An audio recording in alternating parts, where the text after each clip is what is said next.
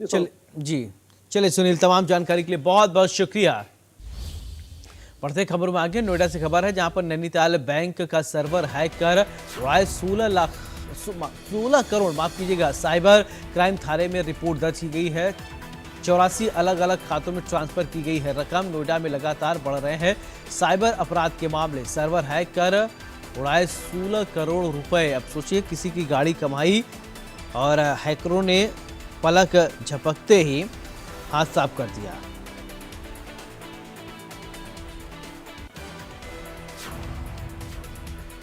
ये बड़ी जानकारी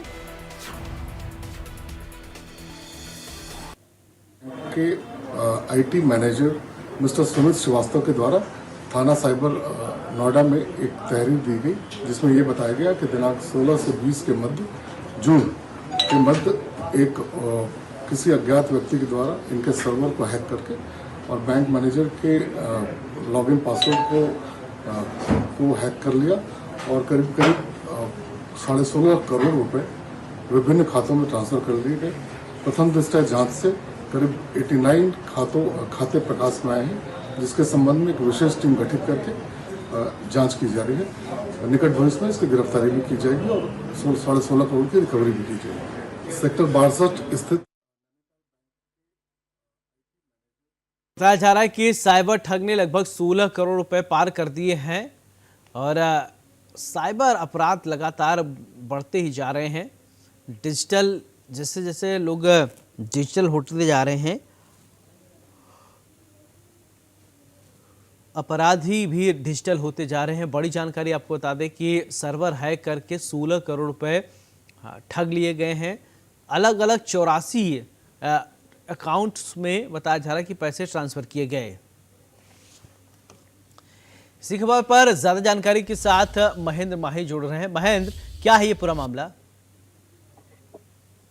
बिल्कुल, देखिए, जिस तरीके से देश में लगातार जो साइबर क्राइम के मामले हैं वो बढ़ते जा रहे हैं और जो साइबर अपराधी हैं अलग अलग तरीकों से ठगी कर रहे हैं आम जनता से। ऐसे में नोएडा के सेक्टर 62 में एक नैनीताल का ब्रांच का बैंक है। वहां जून के महीने में यानी कि 17 जून के आसपास जो आरटीजीएस करते हैं वहां बताया जा रहा है कि 16 करोड़ 30 लाख की ठगी की गई। यानी कि ब्रांच के सिस्टम को साइबर अपराधियों द्वारा हैक कर लिया गया और फिर 15 दिनों में 16 करोड़ 30 लाख अलग अलग खातों में ट्रांसफर कराए गए। और यह भी बताया जा रहा है तकरीबन 90 ऐसे खाते हैं जो नैनीताल ब्रांच में खुलवाए गए फर्जी आधार कार्ड, फर्जी तरीके से।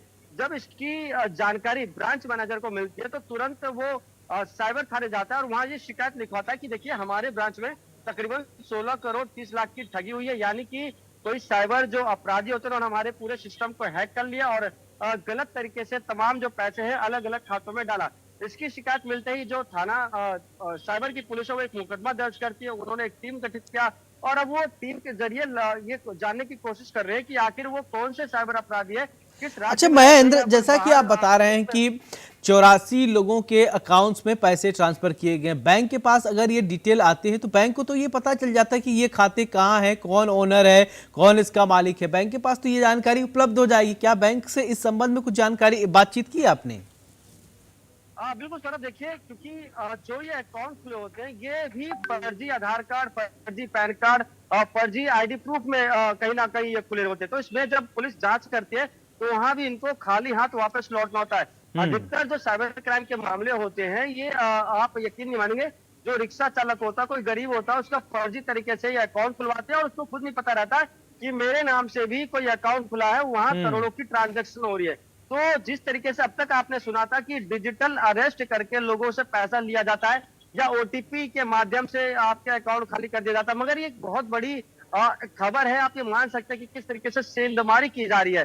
बड़े बड़े बैंकों में सेंधमारी की जा रही है कि 16 करोड़ रुपए का जो अमाउंट है वो अपने चलिए महेंद्र, तमाम जानकारी के लिए आपका बहुत बहुत शुक्रिया। बढ़ते खबरों में आके बाढ़